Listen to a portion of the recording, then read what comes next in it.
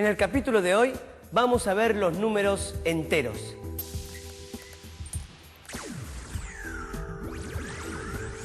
Muchas veces necesitamos representar numéricamente estados de la naturaleza o situaciones de la vida cotidiana para las que los números naturales no son suficientes.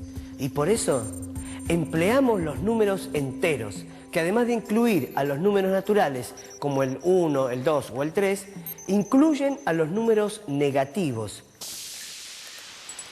¿Para qué sirven los números enteros? Sirven, por ejemplo, para indicar la temperatura del invierno antártico. O la profundidad a la que se encuentra el lecho del mar.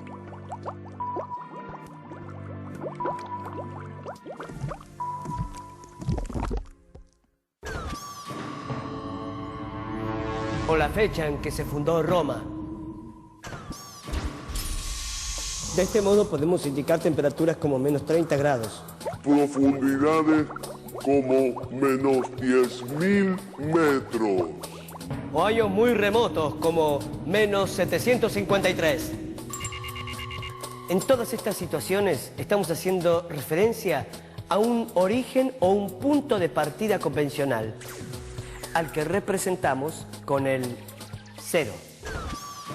Por ejemplo, el agua se transforma en hielo a una temperatura de 0 grados. Y a su vez, el hielo se derrite también a 0 grados. Por convención, tomamos el nivel del mar como el punto de altitud 0. Y el nacimiento de Cristo marca el año 0 de la era cristiana. Es decir, que ya pasaron más de 2000 años desde su llegada al mundo. Tomando el 0 como punto de partida convencional, representamos los datos que estén por debajo con el signo menos y aquellos que estén por encima con el signo más.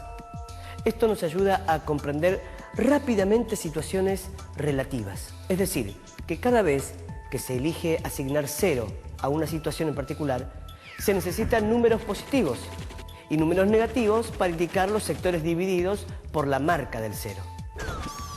Es decir, que cada vez que se elige asignar 0 a una situación en particular, se necesitan números positivos y números negativos para indicar los sectores divididos por la marca del 0.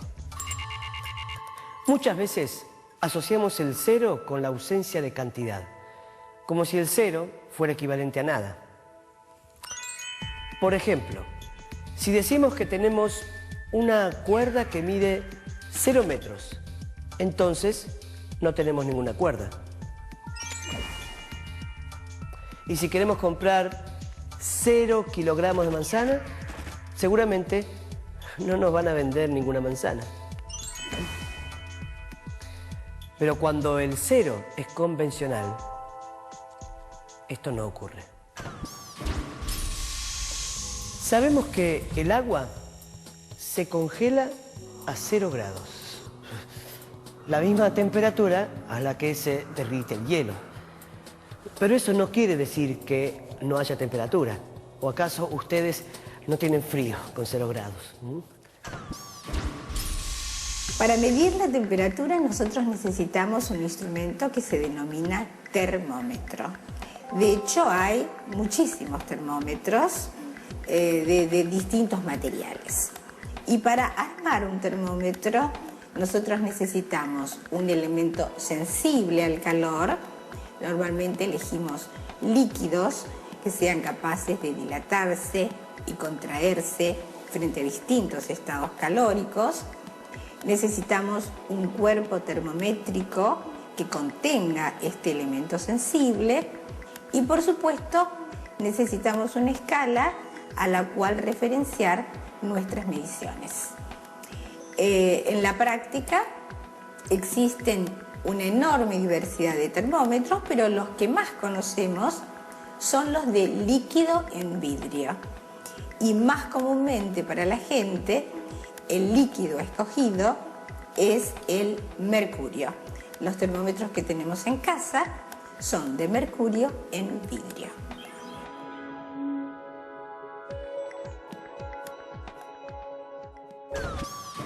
Para medir la temperatura necesitamos una escala.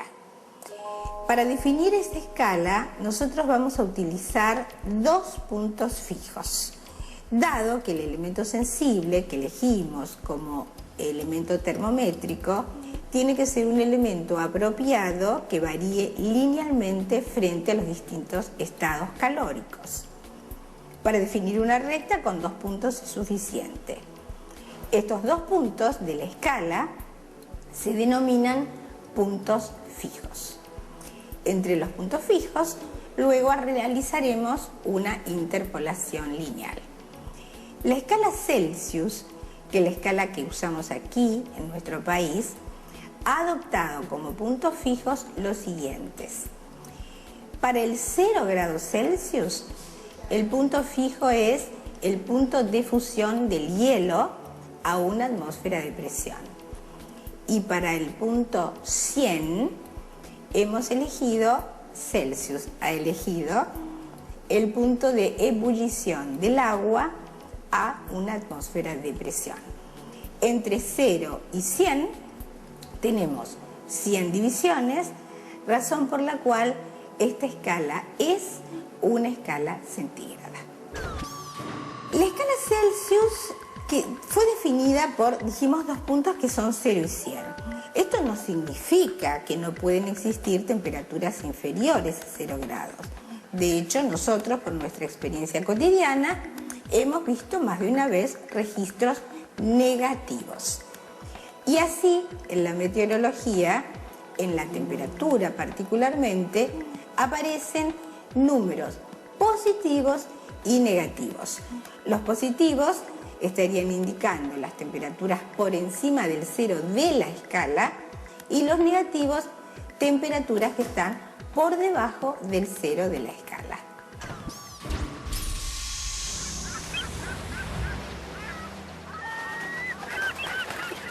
El 0 del nivel del mar tampoco significa que no haya una altura determinada, sino que lo utilizamos como punto de partida para medir, por ejemplo, la altura a la que se encuentran las ciudades o las montañas. El 0 de la era cristiana no indica que cuando nació Jesús no había días, ni meses, ni años. Es simplemente una convención. Por lo tanto, si tomamos a una situación X como el punto de partida 0, cuando nos encontramos con otra situación que corresponda a una cantidad menor, debemos indicarlo con un número menor que 0.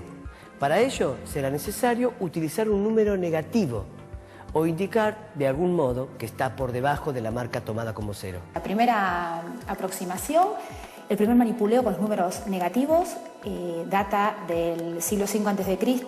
en Oriente. Los chinos trabajaban en los ábacos con distintas bolillas de colores, con el negro eran las bolillas negativas y con el rojo las bolillas positivas, contrario a lo que actualmente sucede con los colores. De hecho, se representan hoy todo lo que es deuda o todo lo que es negativo en rojo, ¿no? Pero eso fue una primera aproximación, no es que operaban con números negativos. Recién fueron los hindúes los que incorporaron en transacciones comerciales el tema del crédito y del débito, con los positivos y los negativos respectivamente. Después también la cultura hindú fue la que empezó a trabajar en el álgebra de los números negativos. Hubo un matemático hindú, Brahmagupta, que demostró que una de las soluciones de las ecuaciones cuadráticas podía ser un número negativo, y en su obra se puede ver un trabajo un poco más profundo de este tipo de números. Esto todo en Oriente, costó muchos años que realmente esto llegara a Occidente. Después se trabajó universalmente recién en el siglo XVIII y hoy se los incorpora a la vida cotidiana con muchísima facilidad, ¿no? En la actualidad, para representar que una sandía tiene un peso mayor que el de una manzana, utilizamos el signo mayor que. Y para decir que 5 libros es una cantidad menor que 6 libros, utilizamos el signo menor que.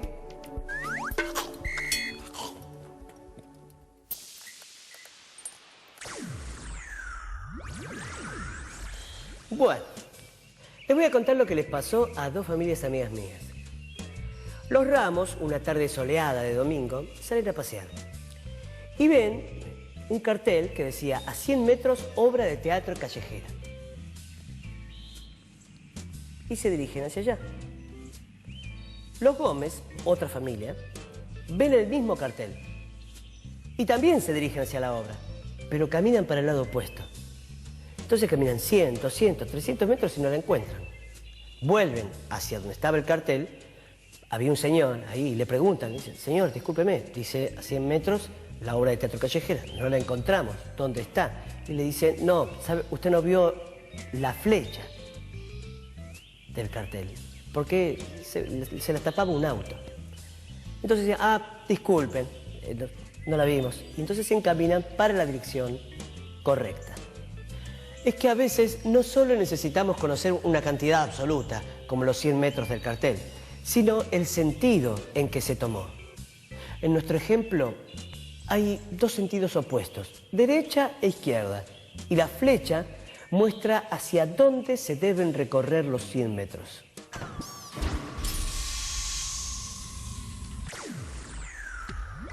El registro de temperaturas es un ejemplo claro del uso de números positivos y negativos en nuestra vida cotidiana. Si estamos en la playa y la temperatura es de 30 grados, el termómetro lo va a indicar así con un número natural.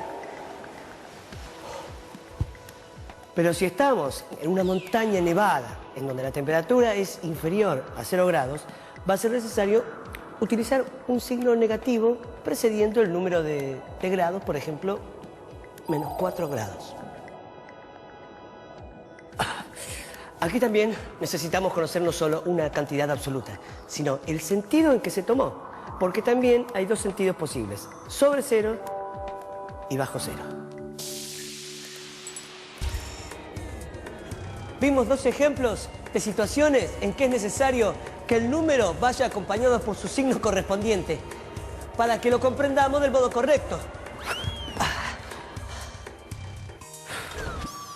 En el caso del cartel que anuncia la obra de teatro a 100 metros, ¿se acuerdan? La de mi familia amiga. El punto de partida es exactamente el cartel, mientras que la dirección correcta es la que indica la flecha. Y en el caso de las temperaturas en la playa o en la montaña nevada, el punto de partida es 0 grados.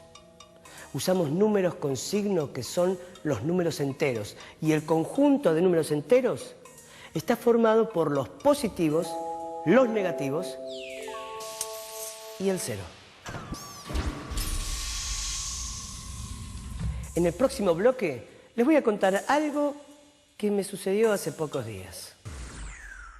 Bueno, estaba en la sala de espera de un consultorio ubicado en el 5º piso de un hospital. Mientras esperaba mi turno, salió del consultorio un amigo mío, que acababa de ser atendido, ¿no? Nos saludamos efusivamente en un hospital con silencio también, ¿no? Y me comentó que tenía que ir a buscar el resultado de unos análisis a 2 pisos de ahí. Y que cuando yo saliera de la consulta, que lo fuera a buscar, que así tomábamos un café. Bueno, finalmente llega mi turno, me atienden y, bueno, cuando termino la consulta voy a buscarlo.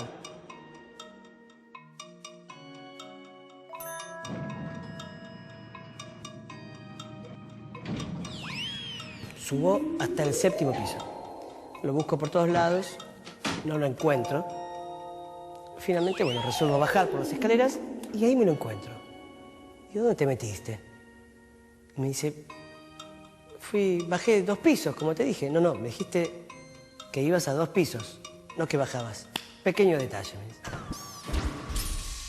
Por eso, como ya dijimos antes, a veces puede ocurrir que necesitemos conocer no solo una cantidad absoluta, sino el sentido en que se tomó. En este caso, hay 2 sentidos opuestos, hacia arriba y hacia abajo. El conjunto de todos estos números al que pertenecen el 0, los números naturales y los negativos, se llama conjunto de los números enteros. Y aquí no saben con qué letra se los representa. Con la Z mayúscula.